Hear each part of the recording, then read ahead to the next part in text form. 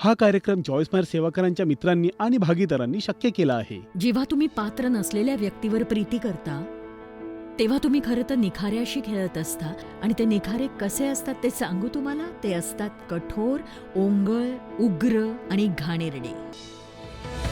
मी Joyce मायर आहे आणि मला विश्वास आहे की परमेश्वर तुमच्या सगळ्या वेदना दूर करील. मला दिसतंय तुम्ही खरं तर कुणावर तरी रागाने बेभान झालेले आहात. मी प्रामाणिकपणे सांगते, मी या क्षणी कुणावरही रागावलेले नाही आणि माझं कुणाही विरुद्ध काही बिनसलेलं नाही.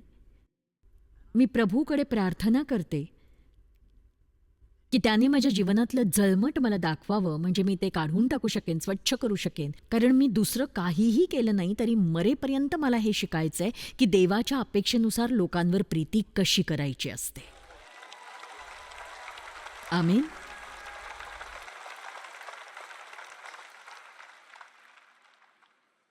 तुम्ही प्रसिद्ध व्हायची गरज नाहीये, तुम्ही श्रीमंत व्हायची गरज नाहीये. गरज आहे एकमेकांवर प्रीती कशी करावी हे शिकणं.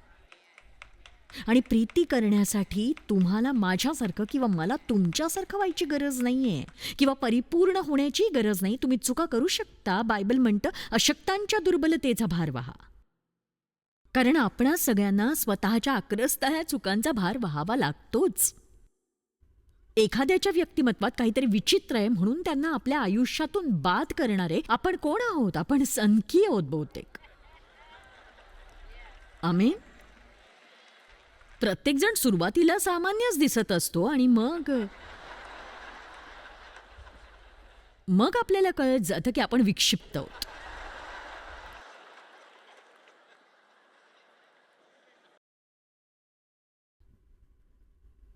बघा, तुमच्या मनात असतं ते तुम्ही बोलून जाता, आपण हे थांबवायचंय, मी तिच्यावर प्रेम करतो, पण हे ना मी कधी समजूच शकत नाही. हे मूर्खपणाचं आहे. आपण नेहमी म्हणतो हो माझं तिच्यावर प्रेम आहे, पण मला वाईट वाटतं की ती अशी वागते.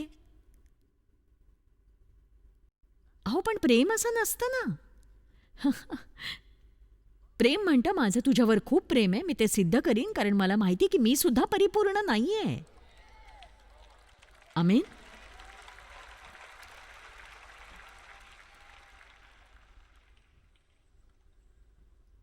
असं समजा की तुमच्या शेजाऱ्याशी तुमचं पटत नाही आणि तुम्हाला कळलंय की त्याला स्टेज 4चा कर्करोग झालाय.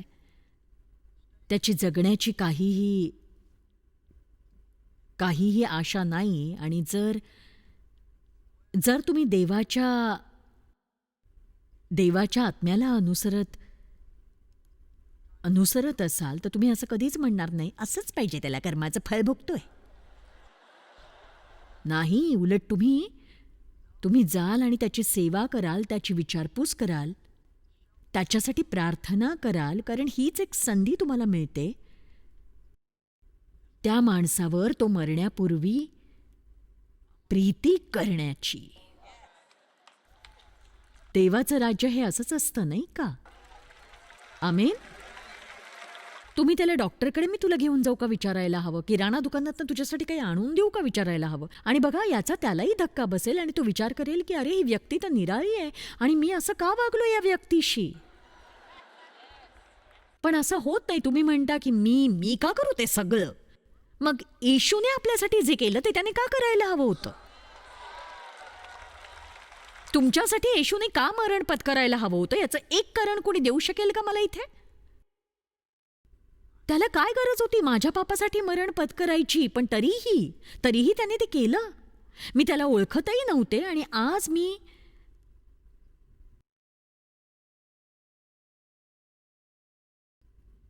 ही शिकवण तुम्हाला मनापासून देणार आहे. मी उत्साही आहे अगदी. आता मी जे काही करते ते मला विश्वास आहे बायबल संबंधी आहे. तुम्हाला जसं वागायचं तसं तुम्ही वागा. पण मी हे शिकले की मी अशा जाळ्यात अडकले होते. जेव्हा मी कुणासाठी काही चांगलं करते, कुणाला भेट पाठवते, तर मी या ना त्या प्रकारे मी वाईटावर मात करत असते. तुम्ही जसं म्हणाल तसं बायबल असं म्हणतं की बऱ्याने वाईटाला जिंका तुम्ही. आमेन. आणि तुम्ही ते नकळत करू शकाल. ते ना एखाद्या रहस्यमय जादुई सामर्थ्यासारखं कार्य करतं. म्हणजे मी पालकांना सांगते की जर तुमच्या चर्चमध्ये कोणी येतं जे खूपच अव्यवस्थित असतं, तुम्ही त्यांच्याशी खूप प्रीतीने वागता, त्यांच्यासाठी प्रार्थना करता आणि अचानक तेच तुमची अर्धी मंडळी घेऊन कुठेतरी 2 मैल दूर जाऊन स्वतःचं चर्च सुरू करत असतील, तर जर तुम्ही शहाणे असाल तर काय कराल? त्यांना एक साऊंड सिस्टम विकत घेऊन द्याल तुम्ही आणि तुम्ही त्यांचं अभिनंदन कराल आणि त्यांना प्रोत्साहन द्या. मला माहिती आहे पचवायला जरा कठीण आहे. चला आता 40 वर्ष झाली आता मला ही शिकवण देऊन.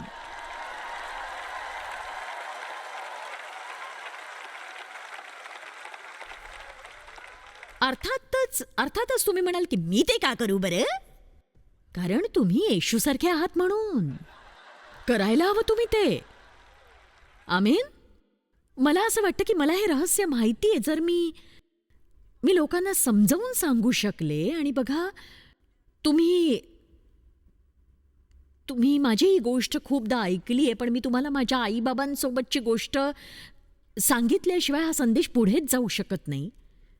माझ्या वडिलांनी माझं लैंगिक शोषण केलं जेव्हा मी कळत्या वयात आले तेव्हापासून त्यांनी ते सुरू केलं आणि अक्षरशः मला रखेलीसारखं वागवायचे, भीती दाखवून माझ्यावर जबरदस्ती करायचे आणि अशा अनेक भयंकर गोष्टी. आणि काही गोष्टी खरंच मी सांगूच शकत नाही. आणि माझ्या आईला हे सगळं माहीत होतं. म्हणजे माझ्या आईने त्यांना पकडलं होतं आणि मी तिला सांगितलं, पण तिच्यात त्यांच्याशी लढण्याची हिंमत नव्हती आणि म्हणून स्वाभाविकच मला दोघांपासूनही दूर जायचं होतं आणि मी ते केलं. एक सांगू, मी क्रिसमसला किंवा त्यांच्या वाढदिवसाला गिफ्ट्स द्यायचे आणि मनात नसताना 45 मिनिटांसाठी त्यांच्याकडे जायचे आणि काहीतरी निमित्त सांगून निघून जायचे आणि मी खुश होते कारण ते सेंट लुईस पासून 300 मैल दूर राहत होते. आणि मग ते कधीतरी म्हातारे झाले, अर्थात स्वतःची काळजी घेऊ शकत नव्हते. तिथे जवळपास कुठले चांगले डॉक्टर नव्हते, त्यांच्याकडे पैसे नव्हते. आणि एके सकाळी मी प्रार्थना करत होते. बघा, प्रार्थना करत असताना काळजी घ्या तुम्ही खरंच, कारण तुमची इच्छा नसते ना, नेमकं तेच देव तुम्हाला करायला सांगतो. आणि अचानक मला असं वाटलं की मी त्यांना सेंट लुईसच्या जवळ आणावं आणि मी त्यांना एक घर विकत घेऊन द्यावं. मी हा विचार येशूच्या नावाने फटकारतेय. मी म्हणाले, नाही, तो सैतान आहे. त्यांच्यासाठी एक घर विकत घे आणि मरेपर्यंत त्यांची काळजी घे. मला असं वाटलंच नाही की हे देव मला सांगतोय. आणि मग नंतर तो विचार येत राहिला माझ्या मनात, वारंवार येत राहिला, वारंवार. आणि एक सांगू, जोवर तुम्ही देवाचं ऐकत नाही तोवर तुमच्या मनात तो विचार येणं बंद होत नाही. देव तेच करतो नेहमी. नाही ना, मला ते नाही करायचंय. मला ते नाही करायचं. मला त्यांना घर विकत घेऊन द्यायचं नव्हतं आणि देव आणि माझ्याकडे तेवढे पैसेही नव्हते खरं तर. मी म्हटलं, मी का करावं ते? म्हणजे अगदी पहिला विचार हाच आला मनात. पण मी का करावं त्यांच्यासाठी ते? त्यांनी माझ्यासाठी काहीच केलेलं नाहीये कधीच. आणि एक सांगू, देवाने माझ्या मनात काय आणलं? तू श्वास घेतेयस ना, पण त्यांनी तुला खायला दिलं, तुला चांगलं शिक्षण दिलं, तुझ्या अंगावर कपडे, डोक्यावर छप्पर ठेवलं.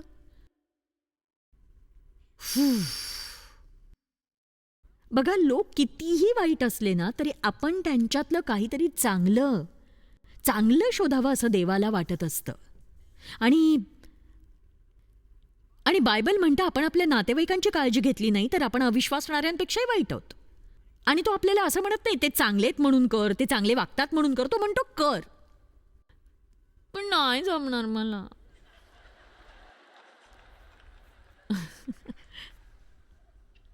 तर मी विचार केला की जर मी डेव्हला विचारलं तो हेच म्हणेल की इतक्या थोड्या पैशात घर कसं काय घेता येईल. तो म्हणाला, ठीक आहे, जर देवाने सांगितलंय ना तर आपण करूया, कर तू ते. तर बघा थोडक्यात सांगते काय झालं. आम्ही त्यांच्यासाठी एक घर विकत घेतलं, एक कार विकत घेतली आणि त्यांचं अंगण साफ करण्यासाठी कुणाला तरी कामाला लावलं. दर आठवड्याला त्यांना किराणा पाठवला. त्यांना जगण्यासाठी लागणाऱ्या सगळ्या गोष्टी आम्ही दिल्या. अर्थातच ते फार वरवरचं होतं. मनापासून तर मी काहीच करत नव्हते त्यावेळेला. म्हणजे मी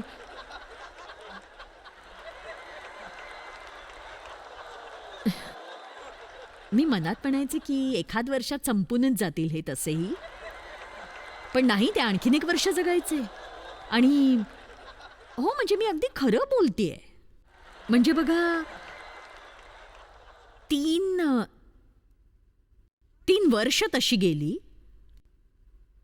माझे वडील अजूनही कोल्ह्यासारखे धूर्तच होते अगदी. आणि नंतर ते तसे राहिले नाहीत, हा भाग वेगळा. आणि मग एके सकाळी माझ्या आईचा मला कॉल आला आणि ती म्हणाली, तुझे बाबा आठवडाभरापासून रडतायत, तू त्यांना भेटायला यावंस असं त्यांना वाटतंय. मी त्यांच्याकडे गेले तेव्हा त्यांनी माझी क्षमा मागितली. ते 80 वर्षांचे होते तेव्हा, 80. आणि बघा त्यांनी मनापासून माफी मागितली माझी. 80व्या वर्षी. आणि मी त्यांना विचारलं की तुमचं तारण व्हावं असं तुम्हाला वाटतंय का? त्याचं ते आणि मी त्यांच्यासाठी तारणाची प्रार्थना केली. मग ते म्हणाले, मला बाप्तिस्मा घ्यायला आवडेल. माझं म्हणजे चुकीचा अर्थ घेऊ नका, पण मला वाटलं की मी एक घर नाही विकत घेतलं, मी एक आत्मा विकत घेतला. आमीन. आणि हेच तुम्ही समजून घ्यायला हवं असं मला वाटतं. त्याचा माझ्यावर काय परिणाम होणार आहे, त्यातून मी काय शिकणार आहे मलाही कळलं नव्हतं. पण मला माहिती आहे, मी आज तुम्हाला जे सांगू पाहतेय, मला वाटतं ते जास्त महत्त्वाचं आहे. बघा माझ्या वडिलांनी मला दुखावलं, कारण ते दुखावले गेले होते. त्यांच्या लैंगिकतेबद्दल खूप विकृत कल्पना होत्या आणि मला वाटतं की त्यांनी त्या कल्पना माझ्या आईवर सुद्धा आजमावल्या. त्यामुळे माझ्या कुटुंबातच इतकी अस्वस्थता होती आणि मला वाटायचं की मी त्या सगळ्यांची काळजी घेणं बंद करावं. माझा भाऊ, आई, वडील, माझी विधवा काकू. आणि एकेकाळी माझी आई, बाबा, माझी काकू ह्यांच्या नर्सिंग होमच्या केअरचे आम्ही पैसे देत होतो आणि ते खूप महाग होतं सगळं. आणि काही काळ ते त्यांच्या घरात राहिले, पण खूप म्हातारे झाल्यानंतर आम्ही त्यांना एका नर्सिंग होममध्ये ठेवलं. आणि मी एक सांगते की म्हणजे मी अगदी खरं बोलते, वर्षानुवर्ष मी दर 2 आठवड्याने त्या नर्सिंग होममध्ये जाऊन त्यांची भेट घ्यायचे. बऱ्याचदा मला जावंसं वाटायचं असं नाही, पण तरीही मी जायचं. मी ते केलं कारण मला माहित होतं की हेच करणं योग्य आहे. आणि बघा क्षमाशीलता आपल्याला खूप वर घेऊन येते.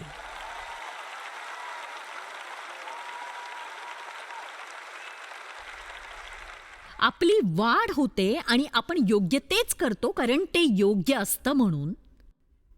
कारण ते आपल्याला करावंसं वाटतं म्हणून नाही, किंवा चांगलं वाटतं म्हणूनही नाही. तर योग्य ते करणं गरजेचं आहे, जरी तुम्हाला ते करावंसं वाटत नसलं तरी सुद्धा.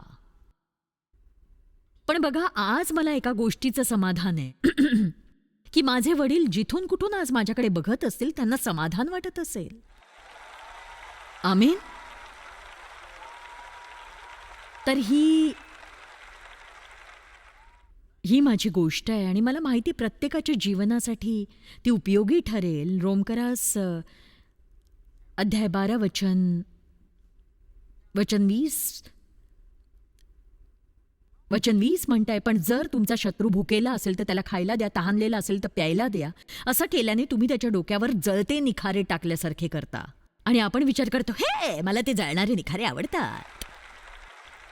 ते देवावर होता. थांबा जरा, थांबा. ते काय आहे ते मी सांगते. नीतिसूत्र अध्याय 25 वचन 21. विस्तारित बायबल म्हणतं, हे तुमच्या शत्रूला लाज वाटेल असे सूड घेणारे कृत्य समजले जाऊ शकत नाही, पण त्या उलट तो प्रायश्चित्ताच्या दिवशी एक जळत्या निखाऱ्यांनी भरलेले धुपाटणे घेऊन ते गरम निखाऱ्यांवर ठेवले की त्यातून उदबत्तीने एक गोड सुगंध यायचा. आणि बघा, प्रत्येक वेळी जेव्हा आपण प्रीतीत राहतो ना, तेव्हा हा गोड सुगंध देवाकडे जातो आणि उदबत्तीच्या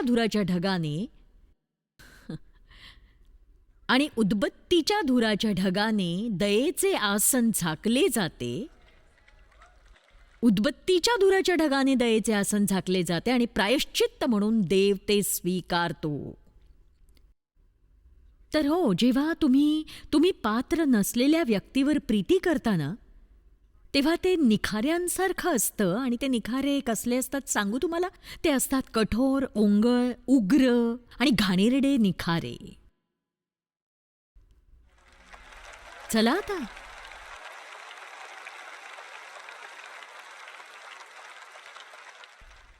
चला, कलस्येकरास अध्याय 3. म्हणून देवाचे निवडलेले लोक जे पवित्र आहेत, तसे करुणा, दयाळूपणा, त्याचे स्वतःचे निवडलेले प्रतिनिधी जे देवाचे प्रिय आणि त्याने स्वतः शुद्ध आणि पवित्र केलेले चांगले वर्तन असलेले. तुम्ही कधी याचा विचार केलाय? विचार करून बघा यावर. आपण आपली वागणूक बदलत राहतो. जसं कोमल मनाची दया, दयाळू भावना, स्वतःबद्दल नीच मत, सौम्य मार्ग आणि संयम जे अथक आणि दीर्घकाळ सहन करणारे आहे, त्याच्याकडे पूर्ण सामर्थ्य आहे जे अथक आणि दीर्घकाळ सहन करणारे आहे. वचन 14 म्हणतंय, आणि सर्वात आधी प्रीती धारण करा. आता तुमचं माहित नाही, पण जेव्हा मी सकाळी सकाळी तयार होते आणि स्वतःला आरशात पाहते, काही लोकांना पाहून मला वाटतं यांनी निघण्याआधी कदाचित आरसा पाहिलाच नसेल किंवा यांच्याकडे आरसा असेल की नाही कुणास ठाऊक. हो ना, म्हणजे कुठेही जाण्याआधी मला स्वतःला आरशात पाहायला आवडतं. जर तुम्ही स्वतःला पाहिलं आणि छान दिसत नसाल तर तुम्ही दुसरं काहीतरी घालून पाहाल. पेनीने मला आज सांगितलं की तिने 4 ड्रेसेस घालून पाहिले, मग पुन्हा आणखी 4 पाहिले, आणि असं करत तिने पहिलाच ड्रेस घातला जो अगदी पहिल्यांदा घातला होता तोच. तर काही कपडे आपल्याला छान दिसतात, तर काही आपल्याला नाही दिसत छान. तसेच आपण शारीरिक आणि आध्यात्मिक दृष्ट्याही कपडे घातलेले असतात. आणि आत्मिक जगामध्ये देव आणि सैतान आपले आध्यात्मिक कपडे पाहत असतो. प्रकटीकरण अध्याय 16 वचन 15 आणि 17 म्हणते, पहा, जसा चोर येतो तसा मी येईन. आणि येशू म्हणतो की मी लवकर येतो, डोकावून बघ, तू माझी अपेक्षा करणार नाहीस. धन्य, आनंदी आणि हेवा वाटावा तो जो जागृत राहतो आणि आपल्या कपड्यांचे रक्षण करतो, जेणेकरून तो नग्न होऊ नये आणि त्याची लाज उघडकीस येऊ नये. आता बघा, याचा अर्थ शॉटगन घेऊन कपाटात बसणे असा नाही होत. तुमच्या कपड्यांचे रक्षण करणं याचा अर्थ तुमच्या वर्तनाबद्दल सावधगिरी बाळगा, कारण आपण कसे वागतोय हे अख्खं जग बघतंय, नक्कीच बघतंय ते.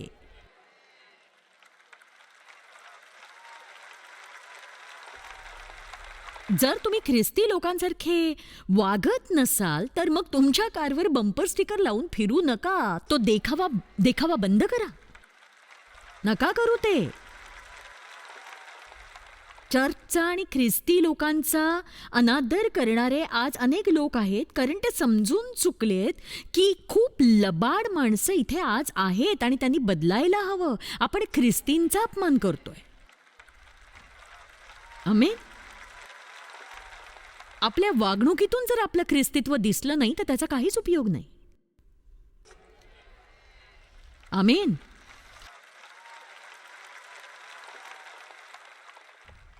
तर म्हणून मी त्यांच्याकडून या गोष्टी बनवून घेतल्या आहेत आणि एक सांगू, काही गोष्टी आपल्यावर चांगल्या नाही दिसत, मी हे वापरून पाहणार आहे. आह. हं. ओ. राग नाही नाही, अजिबात चांगलं दिसत नाहीये हे. नको, काहीतरी वेगळं घालून बघावं लागणार आहे मला. चला बघूया. हे हे हे राहू दे. को बघूया हे कसं दिसतंय. मला वाटत नाही हा रंग माझ्यावर छान दिसेल, पण चला घालून तर पाहते ना. बघूया तर. मत्सर. ओ नाही, नाही चांगलं दिसत आहे माझ्यावर. मी हे काढूनच ठेवलेलं बरं. जाऊ दे, पडू दे असंच खाली. अरे वा, हे कसं आहे. उहू, वा वा.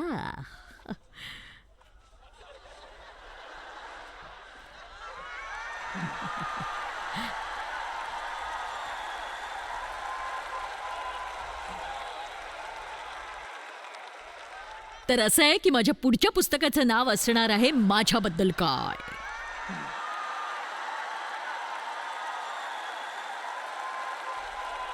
ठीक आहे, चला आपण हा उद्याच्या सत्रात पुन्हा घालूया आणि त्यावर बोलूया सुद्धा. जाऊ दे, हा नाही छान दिसत आहे. माझ्याकडे या कपाटात असं काही आहे का जे माझ्यावर छान दिसेल. चला हा घालून पाहते. कदाचित हा छान दिसेल. छानच दिसेल बहुतेक हा.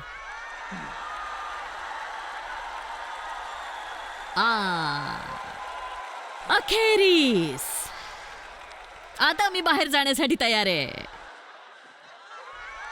हे असं काहीतरी आहे जे मी परिधान करायला हवंय. आमीन. तर आपण काय धारण करतोय यासाठी आपण जरा वेळ हा घ्यायलाच हवा. कारण जर आपण आध्यात्मिकरित्या तयार होण्यासाठी आपला वेळ दिला. मला तुमचं माहित नाही, पण मी उठल्या फारशी बरी नाहीच दिसत. माझी दिनचर्या ठरलेली आहे. मी सकाळी 6 वाजता उठते आणि प्रार्थना करते. मी देवासोबत वेळ घालवते. थोडंसं मनन चिंतन करते. मग माझे केस मेकअप करण्यासाठी कुणीतरी येतं. माझा पोशाख ठरलेला असतो. इथे येण्यापूर्वी मला काही तास लागतात तयार होण्यासाठी. आणि मी असं नाही म्हणत की मला म्हातारीला काय करायचंय इतकं तयार होऊन. पण एक सांगू का, नुसते दैहिक कपडेच नाहीत, तर आध्यात्मिक कपडे घालायला मला जास्त वेळ लागतो आणि ते जास्त महत्त्वाचं आहे. आता हे सोपं वाटतं सुरुवातीला, पण हे खरंच माझ्यासाठी खूप खूप कठीण होतं एकेकाळी. आणि बघा, तुम्हाला कळतंय ना, समजतंय ना मला काय मुद्दा मांडायचा आहे. ठीक आहे, बघा, रोज बाहेर पडण्यापूर्वी स्वतःशी बोला. स्वतःचीच अपॉइंटमेंट घ्या. स्वतःलाच सांगा, आज देवाच्या साह्याने मी चांगली वागणूक धारण करणार आहे. मी काळजी घेणार आहे. मी आध्यात्मिकरित्या काय धारण केलंय याची. बायबल इफिस्करा 6 मध्ये म्हणतं की नीतिमत्व धारण करा, शांतीची घोषणा करा आणि तारणाचं शिरस्त्राण घाला. ख्रिस्ती असल्यासारखे विचार करा. आमीन. विश्वासाची ढाल घ्या. आत्म्याची तलवार, देवाचा संदेश घ्या. जगात प्रीती ही सगळ्यात महत्वाची गोष्ट आहे. विश्वास, आशा, प्रीती सगळं महत्वाचं आहे आणि सर्वश्रेष्ठ प्रीती आहे. तुम्ही स्वतःला वचन द्या आणि प्रीतीविषयीचं सगळं काही विकत घ्या. बायबलमधली प्रीतीविषयीची वचनं शोधा. प्रीतीविषयीची पुस्तकं वाचा. प्रार्थना करा आणि तुम्हाला प्रोत्साहित करण्यासाठी पवित्र आत्म्याकडे प्रार्थना करा. जोवर तुम्ही लोकांवर देवाप्रमाणे प्रीती करायला शिकत नाही तोवर थांबू नका तुम्ही. प्रीतीचा अभ्यास करा, लोकांवर प्रेम करा. आमेन.